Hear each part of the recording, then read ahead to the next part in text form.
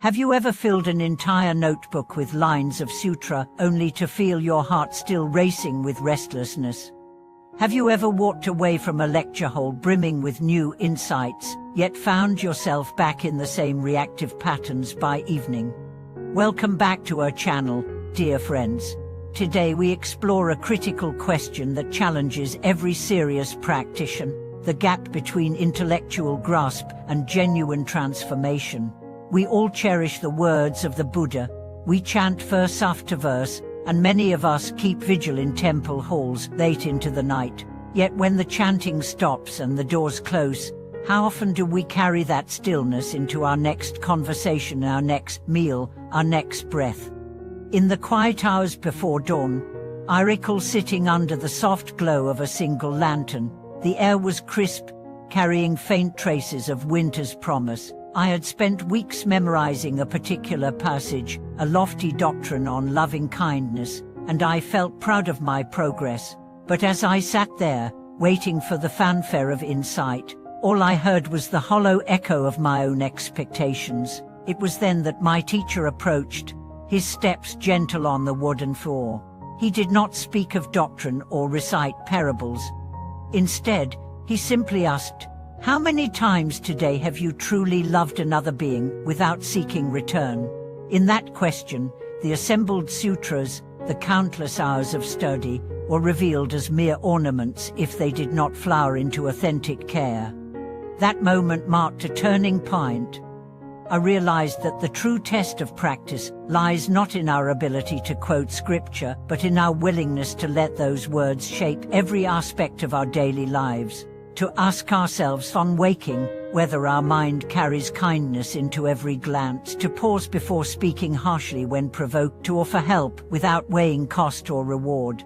Only when study becomes service, theory becomes action, can the teachings move from parchment into the bloodstream of our being. Consider the story of a young nun I once met in a remote monastery. She had devoted years to memorizing entire volumes of the Pali Canon, her mind a vast library of sutras and commentaries. But she confessed to me one evening, tears glistening in the lantern light, that she had never once offered a simple word of comfort to a lonely villager on her daily alms rounds. She realized that she had become so caught in the pursuit of knowledge that she neglected the living heart of compassion the scriptures were meant to kindle. From that moment on, she resolved to slow her reading, to pause in each village to listen, to hold a hand, to share a cup of tea. Over time, her recitations took on a new resonance, each verse now imbued with the warmth of genuine empathy. This is the alchemy of practice, when contemplation infuses study, when kindness tempers ambition, when the quiet vows we make in our hearts come alive in our hands. It is not enough to accumulate pages of text. We must allow those pages to transmute into living insight.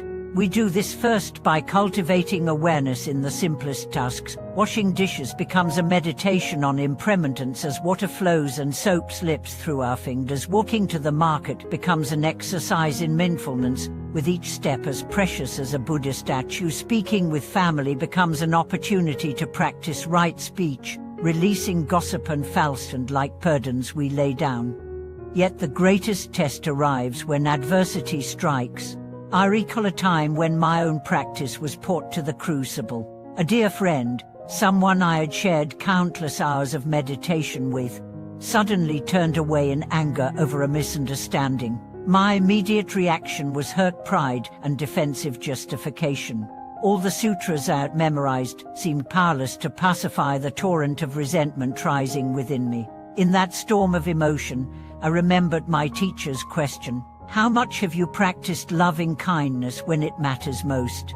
With trembling effort, I sat still, acknowledging my anger without feeding it, breathing until my heart softened. Then I wrote a letter of apology and understanding, not for her sake alone, but to remind myself that practice is measured not by ease but by endurance in the face of our deepest triggers. Over the next months, that relationship healed through small gestures: a shared cup of tea, a bowed greeting, a listening ear offered without expectation. Through that crisis, I learned that true practice is not a shield against suffering, but the art of transforming suffering into opportunity. Each moment of awareness, each breath of compassion, becomes a step across the chasm that separates knowledge from wisdom. As we reflect on our own journey, let us ask, how many scriptures have we learned? How many lectures have filled our minds? And yet, how many moments have we paused to offer genuine care? How many times have we allowed the teachings to guide our tongues, our hands, our very hearts? If the answer is fewer than we wish, we still stand at the threshold of profound growth.